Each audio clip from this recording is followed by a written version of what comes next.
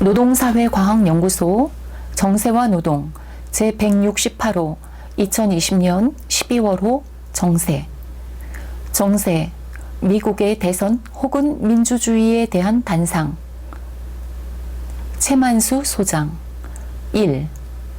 주지하는 것처럼 미국의 이번 대선은 그 투표율이 1900년의 대선 73.7% 이후 120년 만에 최고 66.9%를 기록했다고 보도될 만큼 근래의 그 어느 선거보다도 뜨거운 열기 속에서 치러졌다. 그리하여 세계 경제와 국제 정치에서 미국이 차지하고 있는 지위와 영향력 때문에뿐 아니라 바로 그 뜨거운 열기 때문에도 세계의 이목이 비상이 집중되었다.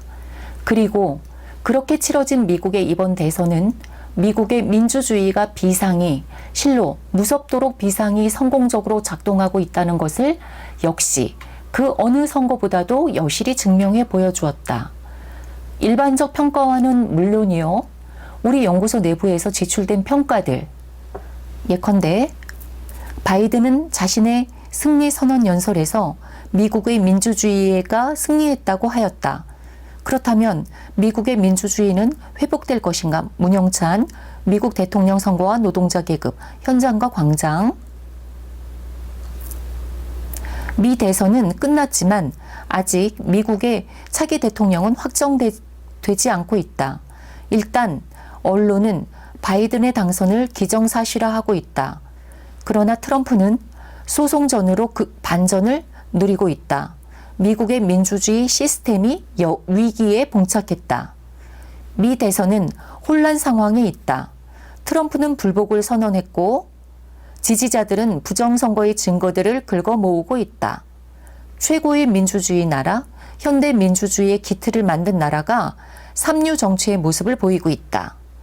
여러 복잡한 요소들이 원인으로 작용했겠지만 근본적으로 부르주아 정치제도, 즉 부르주아 의회 민주주의의 한계가 노정되고 있다는 것이다. 신재길, 미 대선을 계기로 변화하는 동북아 정세 전망. 정세와 노동 167호.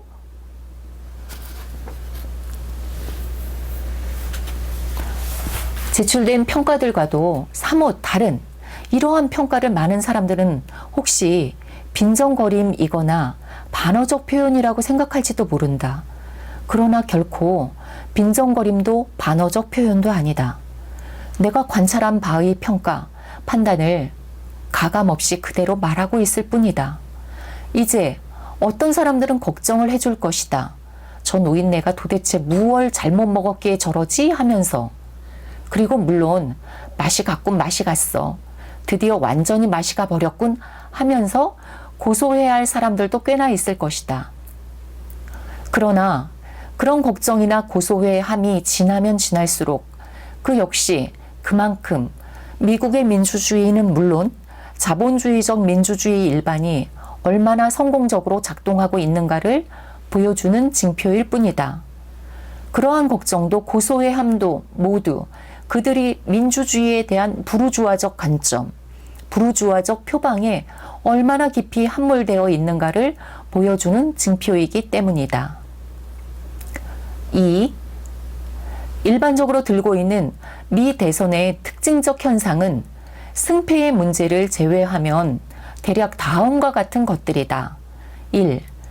지난 100수십 년간의 어느 선거보다도 투표율이 높았던 점, 즉 선거에 대한 유권자들의 관심과 참여의 도가 어느 선거에서 보다도 높았던 점. 2. 관심과 참여의 도가 높았던 것 이상으로 민주당 바이든 지지자들과 공화당 트럼프 지지자들 간의 대립도 부분적으로 폭력 사태가 일어나고 총기로 무장한 일방의 지지자들이 상대방을 협박할 만큼 격렬했으며 그들의 열정도 투표율에 임박해서는 개표 결과 패자 측의 지지자들에 의해서 벌어질지도 모를 파괴, 폭동에 대비하여 뉴욕이나 워싱턴 등지의 상가에 널빤지 방어막을 쳐야 할 만큼 광적이었다는 점. 3. 그러한 격렬하고 광적인 지지에 기대어 트럼프가 패배라는 선거 결과에 상당 기간 승복하지 않고 개겼다는 점 등등이다. 그리고 바로 이 제2, 제3의 특징적 현상들을 지적하면서 많은 사람들이 미국 민주주의의 타락이니, 미국 민주주의의 위기니, 미국 민주주의 시스템이 위기에 봉착이니 하며 떠들고 있다. 과연 그러한가? 이 모든 특징적 현상들은 무엇에서 기인하는 것이며 무엇을 의미하는 것인가? 좌익적 계급지상주의자 혹은 계급 환원론자의 관점에서 볼 때 그것들은 다름 아니라 미국의 노동자 인민의 그만큼 심각한 계급 정체성의 몰각에서 기인하고 바로 그 몰각을 의미하는 것이다. 그리하여 그것들은 미국 민주주의의 타락이나 위기의 증표이기는커녕 그 민주주의가 얼마나 강하고 성공적으로 작동하고 있는가를 보여주는 증표이다. 그리고 그것들은 그 자체로서 미국 민주주의의 성공적 작동을 더욱 강화하는 계기들이다. 우선 제2의 특징적 현상, 즉 부분적이지만 폭력 사태가 일어나고 파괴, 폭동을 대비해야 할 만큼 격렬하고 광적이었던 독점 부르주아지의 두 분파 지지자들 간의 대립은 그것이 아무리 무법적으로 보일지라도 사실은 제1의 특징적 현상의 한 양상이다. 즉 어느 선거에서보다도 높았던 선거에 대한 유권자들의 관심과 참여의 한 양상이다. 자본주의 사회에서 민주주의란 무엇이고 그 민주주의의 꽃으로서의 선거란 무엇인가?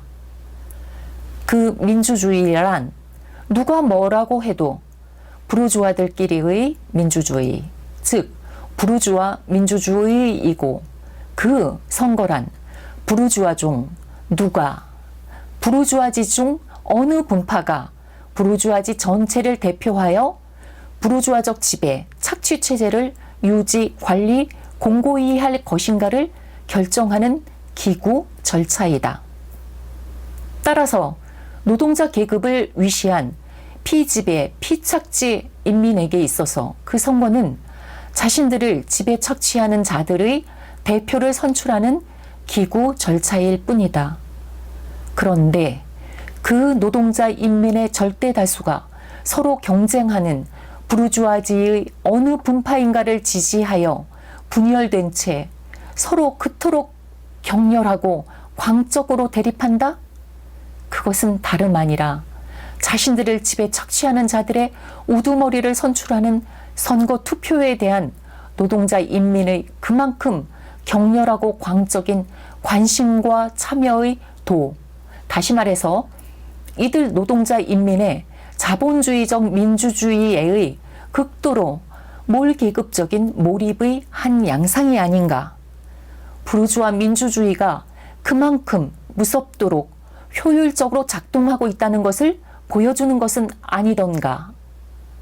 무릇 사회에서 분파적 이해를 둘러싼 지배계급 내부의 격렬한 분열과 대립은 일반적으로는 지배계급의 착취와 수탈에 대한 피지배 인민의 투쟁이 미약하다는 것을 반영한다.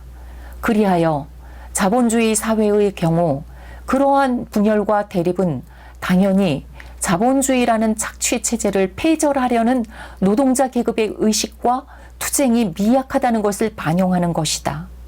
물론 권력에 수반하는 이권 및 피지배 인민으로부터 착취 수탈하는 잉여같이 노량물의 분배를 둘러싼 지배계급 분파들 간의 경쟁 대립이야 언제나 있는 것이고 특히 자본주의 사회에서의 그것은 치열할 수밖에 없다.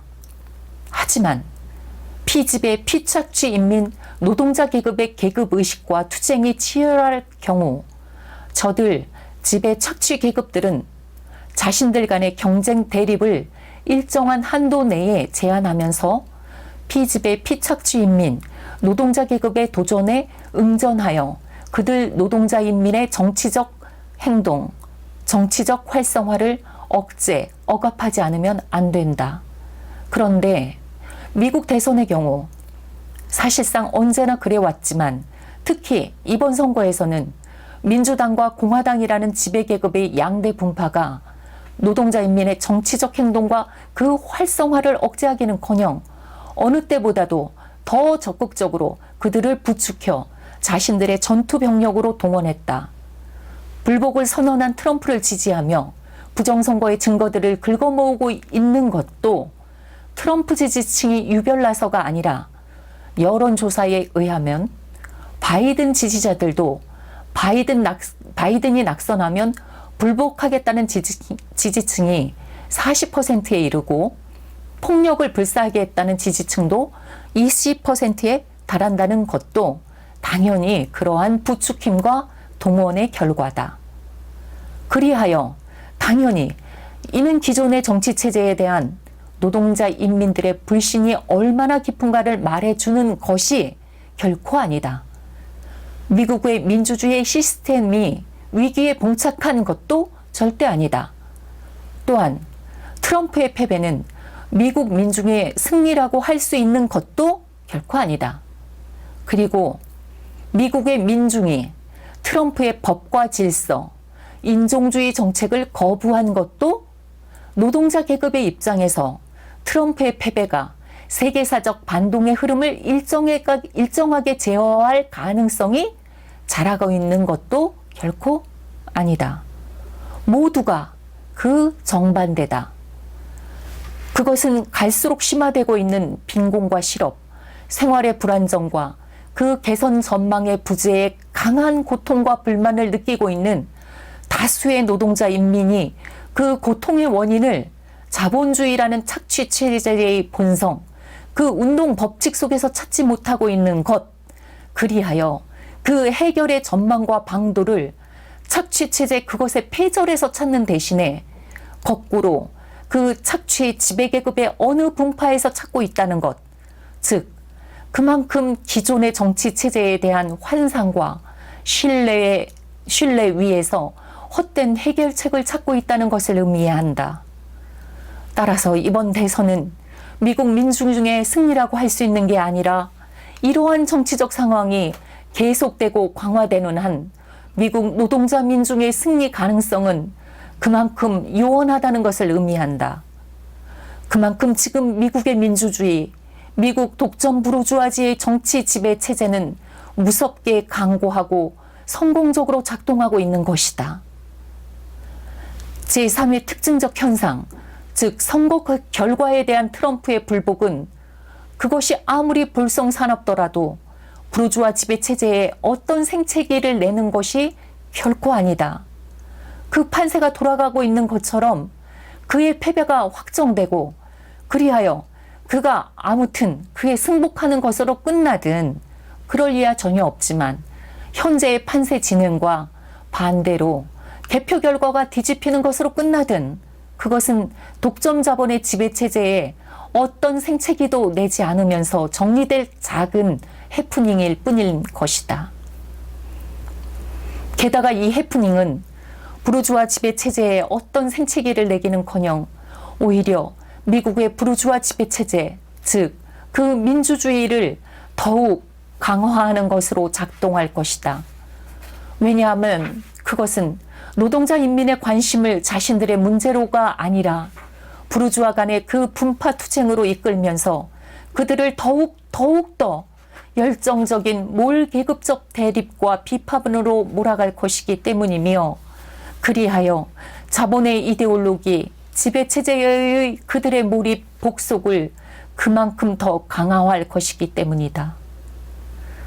그런데 사태가 그러함에도 불구하고 이번 미국 대선의 전개 양태를 보면서 민주주의의 타락이니 민주주의의 위기니 하고 판단하는 데에는 물론 좌익적 계급지상주의 혹은 계급 환원론의 관점에서의 발언이지만 민주주의의 역사적 계급적 형태인 부르주아 민주주의 혹은 자본주의적 민주주의를 민주주의 일반으로 간주 혹은 혼동하는 명시적 혹은 부지불식 간의 사고방식이 놓여 있다.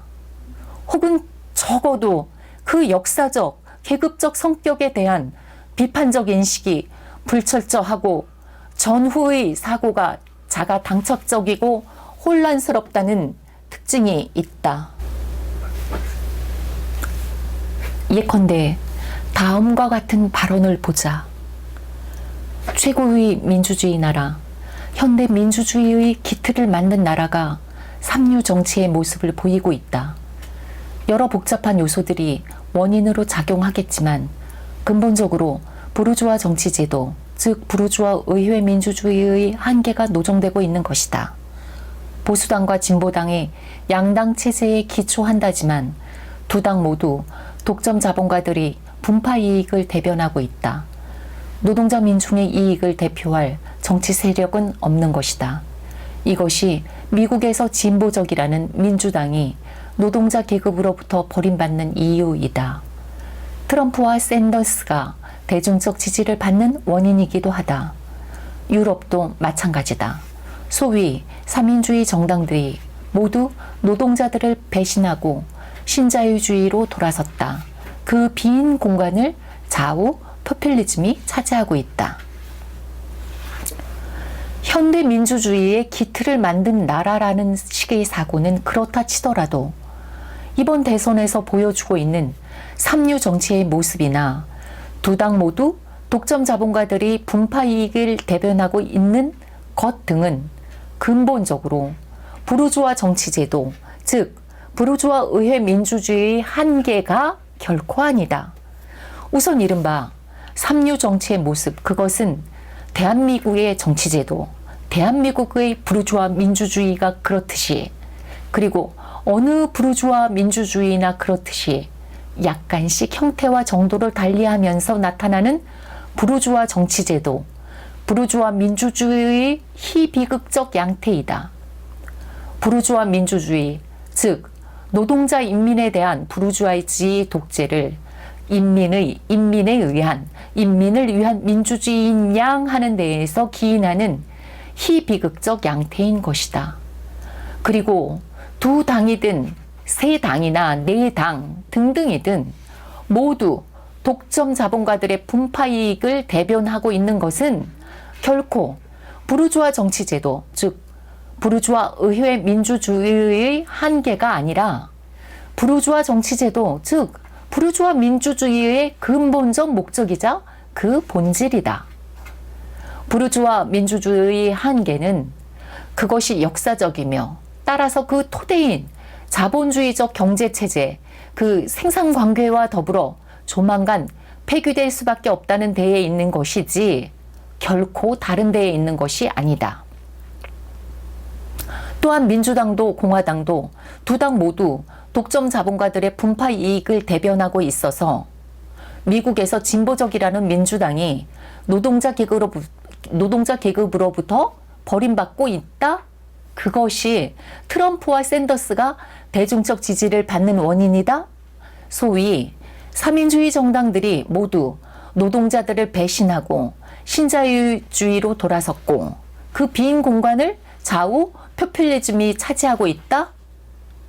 진보적이라는 민주당이 노동자 계급으로부터 버림받고 있다면 투표자의 과반을 득표했을 뿐 아니라 미 대선 후보 중 역대 최다 득표를 했다는 바이든을 지지한 자들의 대부분이 노동자 계급에 속하지 않고 도대체 어느 계급에 속한단 말인가?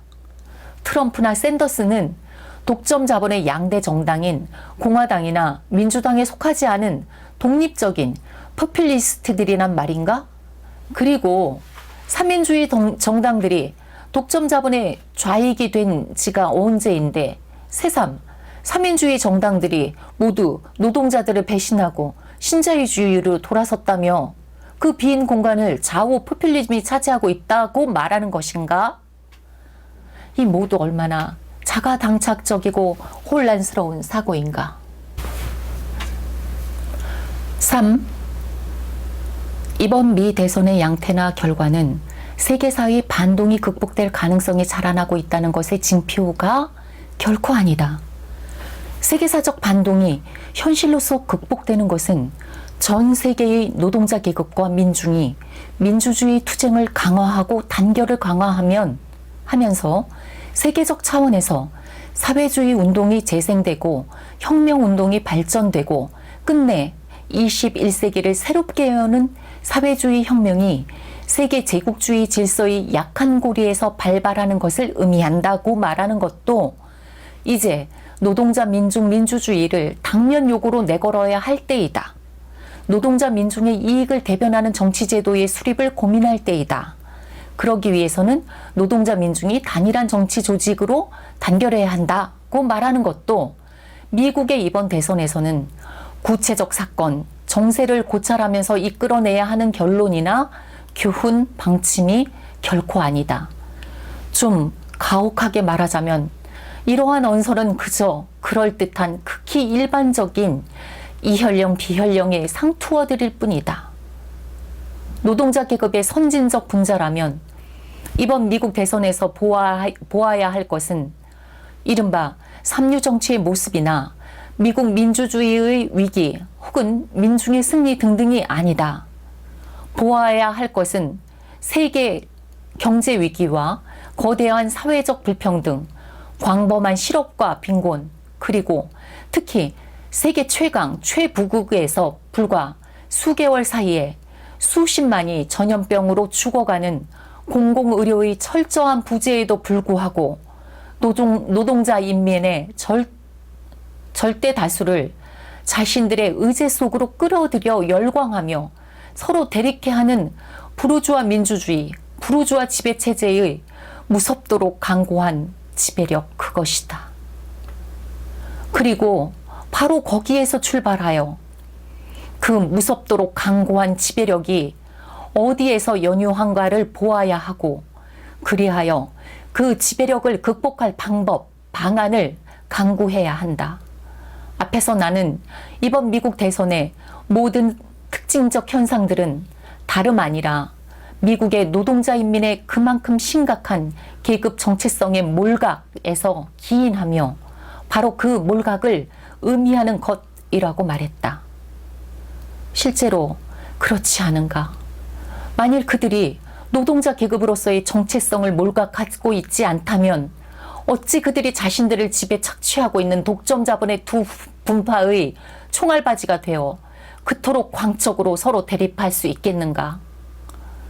그런데 경제 위기와 거대한 사회적 불평등, 광범한 빈곤, 세계 최강 최부국에서 불과 수개월 사이에 수십만이 전염병으로 죽어가는 공공의료의 철저한 부재에도 불구한 노동자 인민의 계급 정체성 몰각은 구태의연하게 들릴지 몰라도 결국 지배계급에 의한, 즉 미국의 독점 자본가들에 의한 이데올로기 지배에 의한 것이다.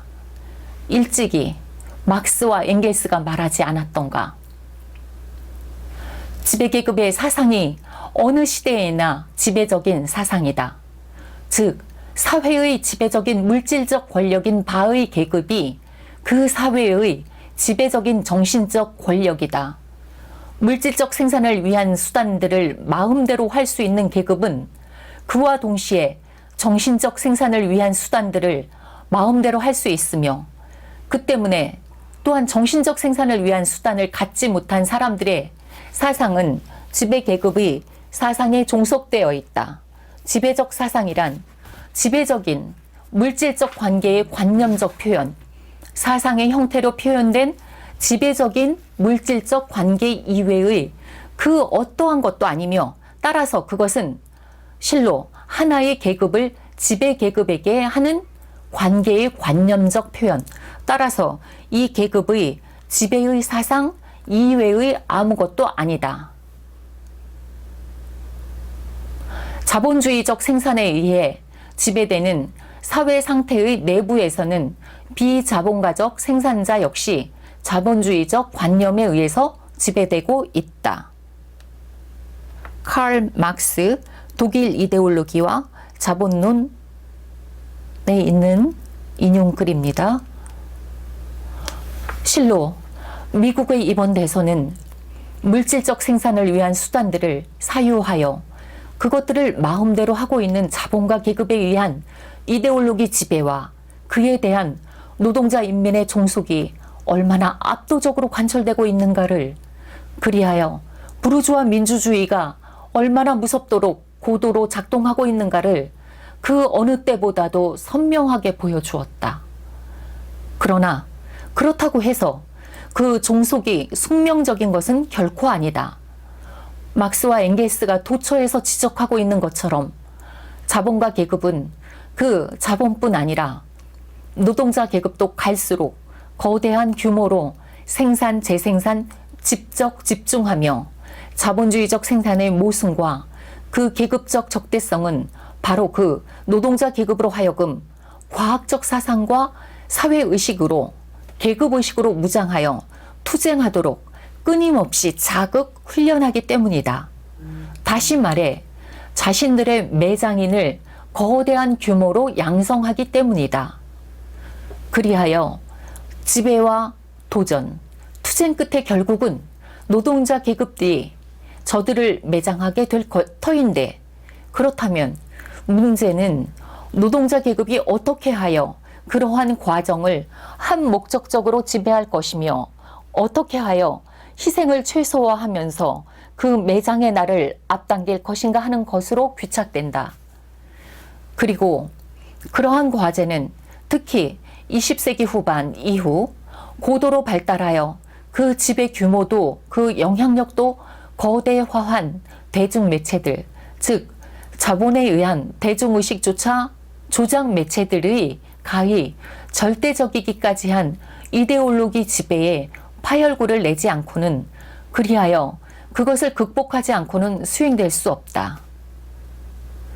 다른 한편에서 세계의 자원과 시장을 둘러싼 제국주의 열강의 경쟁과 대립, 침략 전쟁과 그 위협은 인류를 핵전쟁에 의한 절멸의 가능성이라는 극한적 위험에 빠뜨릴 지 오래인데, 최근에는 특히 극도로 격화된 과잉생산 공황의 중압으로 언제 어느 나라가 불장난처럼 전쟁을 벌이고 그것이 결국 인류의 사실상의 절멸을 초래할 핵전쟁으로 비화할지 모르는 상황인 바, 그러한 파멸적 전쟁, 핵전쟁을 예방, 저지해야 하는 것은 인류의 절박한 시대적 과제로 되어 있다. 그런데 이 과제, 즉 그러한 파멸적 전쟁, 핵전쟁을 저지하는 주체는 당연히 자원과 시장을 둘러싸고 서로 경쟁, 대립, 투쟁하는 자본가 계급이 아니라 그들에 의해서 착취, 억압당하고 있는 노동자 인민일 수밖에 없다. 그리고 이 후자, 즉 노동자 인민이 핵전쟁을 예방, 저지하는 문제 역시 다시 독점 자본에 의한 이데올로기 지배의 극복이라는 문제, 그리하여 노동자 인민이 자본의 총알바지가 되는 대신에 해방의 전사가 되는 문제로 좁혀진다. 이는 특히 노동자 인민이 일국 내에서 서로 대립하는 자본 분파 간의 대립과 투쟁의 총알바지가 되지 않아야 하는 문제를 넘어 독점 자본이, 그리고 그에 종속된 소부르주아지 이데올로그들이 조장하고 선동하는 국민주의, 내셔널리즘, 국가주의 이데올로기를 배격하고 노동자 국제주의를 확립, 강화하는 문제이기도 하다. 국민주의, 국가주의에 빠져 있는 한 노동자 인민은 그 계급적 정체성을 자각, 확립하지 못하고 국가, 즉 자본의 총알바지가 될 수밖에 없기 때문이다. 그러면 노동자 계급은 어떻게 하여 독점 자본의 저 막강한 이데올로기 지배를 극복해 갈 것인가? 혹은 노동자 인민은 어떻게 하여 그 막강한 이데올로기 지배를 극복해 갈 수 있는가? 위선적 혹은 선의의 평등주의자들은 엘리트주의니 구제불능의 엘리트 의식이니 하는 비난 비판을 쏟아내겠지만, 그것은 당연히 노동자 계급의 선진 분자들이 노동자 대중 속에서의 이데올로기 작업, 즉 자본의 이데올로기 및 그에 종속된 소부르주아지의 이데올로기에 대항한 이데올로기 투쟁으로부터 시작되지 않을 수 없다. 그렇게 시작된 이데올로기 투쟁이 노동자 인민 대중에게 설득력을 갖고 그리하여 널리 노동자 인민 대중을 획득할 때 자본의 이데올로기가 극복될 뿐 아니라 노동자 계급의 해방이 성취되는 것이다. 비판의 무기는 물론 무게의 비판을 대신할 수 없고 물질적 힘은 물질적 힘에 의해서 전복되지 않으면 안 되는데, 하지만 이론 또한 그것이 대중을 사로잡자마자 물질적 힘으로 된다. 이론은 그것이 사람들에게 입증되자마자 대중을 사로잡을 수 있으며, 이론은 그것이 근본적으로 되자마자 사람들에게 입증된다. 근본적이란 사물을 뿌리에서 파악하는 것이다. 칼 막스, 헤겔의 법철학 비판을 위하여 서설, MEW BD 1 S 385쪽, 최인호욕, 김세균 감수. 헤겔 법철학의 비판을 위하여 서설, 칼 막스 프리드리 엥겔스 저작 선집, 제1권, 박종철 출판사 2008년 페이지 9쪽. 그리고 이는 당연히 노동자 계급의 선진 분자들이 언제나 계급적 대의와 과학적 원칙을 확고히 견지하면서 추상적인 일반론을 넘어 그때그때의 정세에 구체적으로 절실하게 대응함으로써만, 그리하여 독점 자본의 대중 조작 매체들, 독점 자본의 정치적 대표자들에게 몰수당해 전적으로 사회적 의제로 되지조차 못하거나 왜곡되고 극히 부차적인 사회적 의제로만 되는 노동자 계급의 근본적인 역사적, 사회적 의제를 탈환함으로써만 가능할 것이다. 그리고 그렇게 그때그때의 정세에 구체적으로 절실하게 대응함으로써 노동자 계급의 사회적 의제를 탈환하기 위해서는 무엇보다도 노동자 계급의 선진적 분자들 자신부터 저들이 가리키는 곳을 저들의 관점 혹은 그 아류적 관점으로 바라보는 대신에 노동자 계급이 바라봐야 할 곳을 노동자 계급의 관점으로 바라보지 않으면 안 된다. 그리고 또한 소망을 현실인 것처럼 포장하는 대신에 현실을 현실 그 자체로서 확인하는 것부터 시작하지 않으면 안 된다. 그래야만 그의 이론이 근본적, 과학적으로 될 수 있기 때문이다.